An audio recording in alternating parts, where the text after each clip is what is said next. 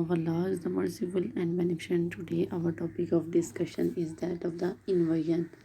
Inversion is a mutational type in chromosomes which we study in animal genetics. यहाँ पे हम inversion की बात करेंगे तो वो इन्वर्जन भी क्रोमोसोम्स में म्यूटेशन का काज बनती है। और ये जो म्यूटेशन काज करती है ये स्ट्रक्चरल चेंज लेके आती है क्रोमोसोम्स में।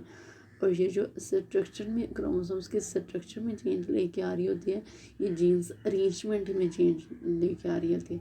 एक जीन्स के नंबर में चेंज आता है और वो हमारे पास था एडिशन और डुप्लीकेशन। और एक जीन्स की अरेंजमेंट में चेंज आता है और वो हमारे पास ये दो टाइप हैं, इन्वर्जन और translocation. This are all two types in which the यहाँ पे हमारे पास क्या होगा, जीन्स की अरेंजमेंट में चेंज आएगा। तो जीन्स के अरेंजमेंट में किस तरह चेंज आएगा ये हम बात करेंगे इन्वर्जन में। तो inversion is a rotation of the part of the chromosomes at the axis of the genes or the set of the genes by 180-degree angles within the chromosomes। ये यहाँ पे हम बात करेंगे कि किसी एक क्रोमोसोम्स का पार्ट या सेट ऑफ जीन्स का एक 180 डिग्री एंगल पे सेम क्रोमोसोम्स में रोटेट हो जाना, उसको हम इन्वर्जन कहते हैं। यहाँ पे क्या होगा कि कोई जेनेटिक मटेरियल जो होता है, डीएनए जिसे कहते हैं, या जेनेटिक मटेरियल कोई भी लॉस नहीं हो रहा होता, ना ही गेन होता है, बट ओनली रीअरेंज होता है। जीन्स क्या होती हैं, रीअरेंज होती हैं या उनकी सीक्वेंस चेंज होती है।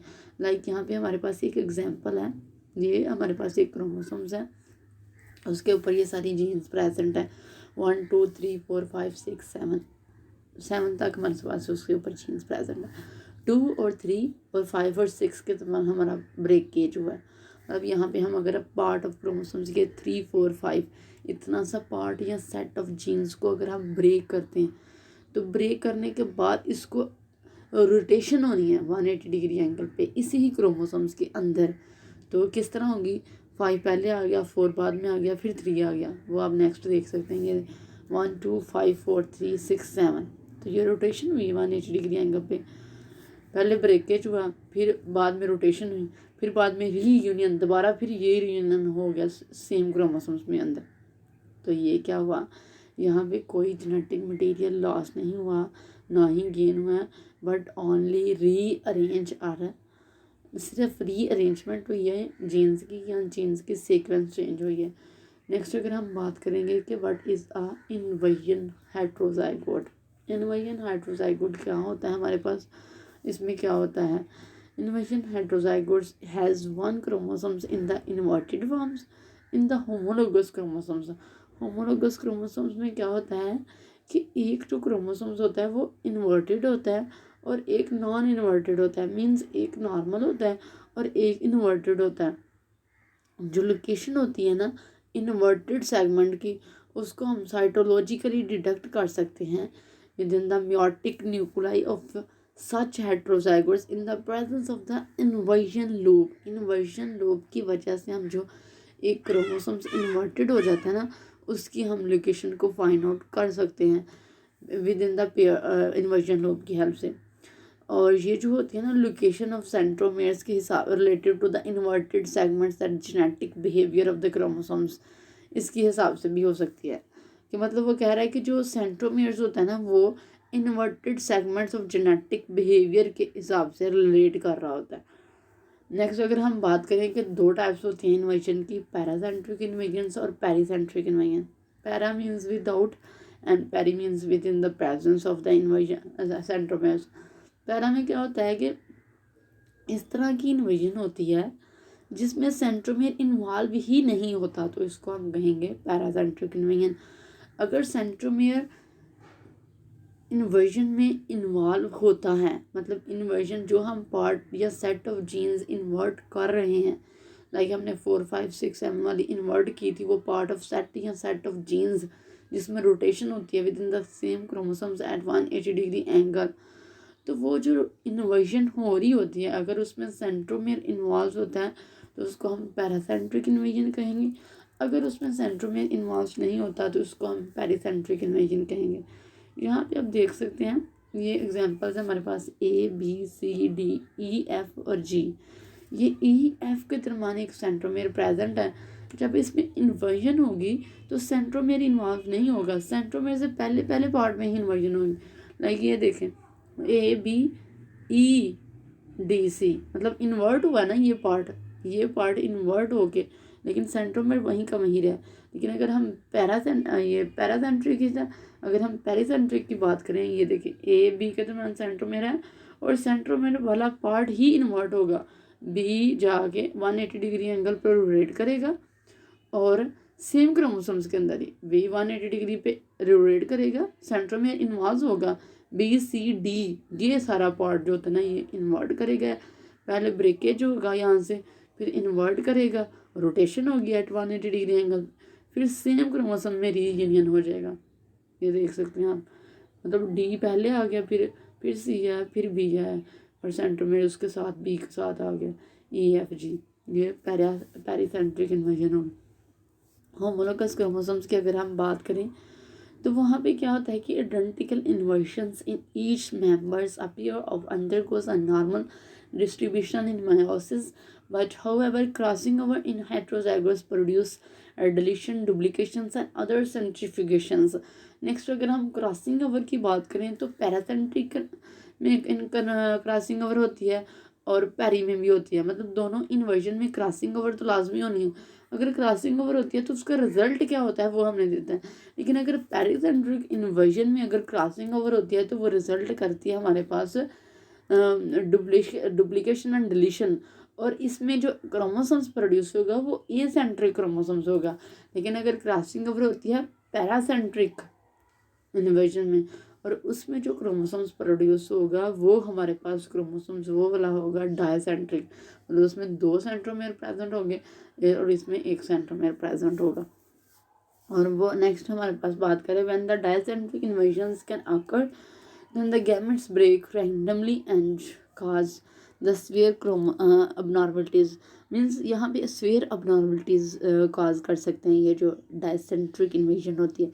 when we have the sphere impact and if the acentric conditions occurs then it is totally lost, means वो कह रहे हैं कि हम जो the part of the chromosomes that is used in dicentric invasions, that part causes a severe abnormalities and totally lost from that part।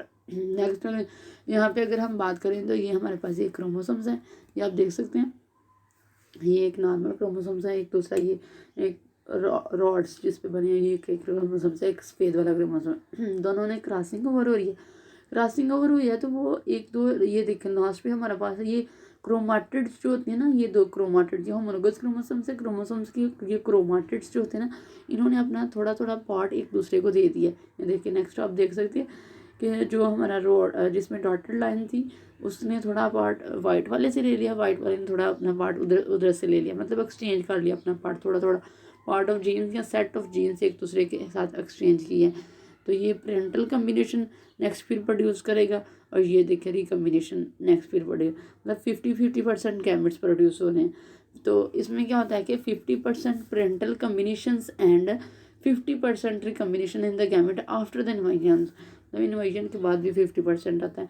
Next अगर हम इसका पोजिशन इफेक्ट की बात करें तो पोजिशन इफेक्ट इसमें हम इन्वाइजन में पढ़ते हैं, वो क्या होता है पोजिशन इफेक्ट, ये जो नेबरिंग जीन्स अफेक्ट कर रही होती है किसी और जीन्स के फंक्शंस को, मतलब कोई और जीन्स है और जो नेबरिंग जीन्स है उसे अफेक्ट करे, तो इसको हम कहते हैं पोजीशन इफेक्ट। इसमें हम ड्रोसोफिला की बात करेंगे तो ये एग्जांपल है ड्रोसोफिला इसकी। और ये जो नेक्स्ट हमारे पास ये देखें ड्रोसोफिला में क्या होगा कि ड्रोसोफिला जो होते हैं ना उसमें हेट्रोजाइगोट रेड आइड फ्लाइज होंगे, फ्लाइज जो होती है ना उसमें रेड आइज होंगी, और इसमें ये होगा कि उसका जो नॉर्मल जीन्स नॉर्मल होंगी ना आई कलर वो होगा W+, रेड आई है तो W+ ओवर W, तो ये रेड आइड हो गया, तो हेट्रोजाइगोट है ना। तो नेक्स्ट अगर हम बात करें ये W जो है ना प्लस ये रेड आई के लिए है और W जो है ना वो वाइट आई के लिए सिंपल W जिसके ऊपर प्लस नहीं है। नेक्स्ट अगर हम बात करें कि अगर इन्वर्जन अकर होती है इन W प्लस अलील में है। And after the inversions new near to the centre में, मतलब कह रहा है कि इन्वेजन के बाद क्या होगा सीन इसमें, W प्लस जो है वो एक अलील है रेड आई के लिए। तो अगर इन्वर्जन हो जाती है इसमें, तो उसके बाद क्या होगा, इसका फंक्शन जो होना था W प्लस अलील का वो चेंज हो जाएगा। वो किस तरह चेंज होएगा, चेंज इनटू द वाइट आई। पहले वो W प्लस जो थी ना वो रेड आई थी, लेकिन बाद में वो वाइट आई बन जाएगी और W प्लस अलील हो जाएगी। पहले W प्लस थी लेकिन बाद में सिंपल W रह जाएगी। ये W प्लस जो होती है ना वो हमारे पास रेड आई है, अलील है। तो ये जो W सिंपल है ना जिसके ऊपर प्लस नहीं है, ये हमारे पास वाइट आई है। जो पहले था ना, पहले W प्लस था, तो उसमें क्या हुआ, इन्वर्जन हुई। इन्वर्जन कहाँ पे हुई, सेंट्रोमेर के पास इन्वर्जन हुई। जब इन्वर्जन हुई तो इन्वर्जन के बाद ये जो रेड आइज थी ना इसकी, वो किस में चेंज हो गई, वाइट आइज में, मतलब खाली W में चेंज होगी। पहले W प्लस थी, बाद में W में चेंज होगी। मतलब red I changes into the white colored W allele because it becomes dominant, क्योंकि ये डोमिनेंट बन जाता है due to the position effect. ये किस वजह से हो रहा है, कहता है कि ये पोजीशन इफेक्ट की वजह से हो रहा है। आफ्टर द इन्वर्जन के बाद जो पोजीशन इफेक्ट ऑकर होता है उसकी वजह से ऑकर होता है। तो ये क्या होता है कि इसमें क्या होता है कि after the inversion position effect of the eyes maximum red जो होता है ना वाइट आई इन्वर्जन के बाद वो मैक्सिमम हो जाता है, और जो दूसरा है ना वो अपने आप को सुप्रेस कर लेता है। तो इस तरह ये जो प्रोड्यूस होगा ना रेड पैचेस प्रोड्यूस हो जाएंगे। रेड पैचेस स्टिल प्रेजेंट होंगे इसमें, लेकिन वो अपने आप को एक्सप्रेस नहीं कर सकेंगे।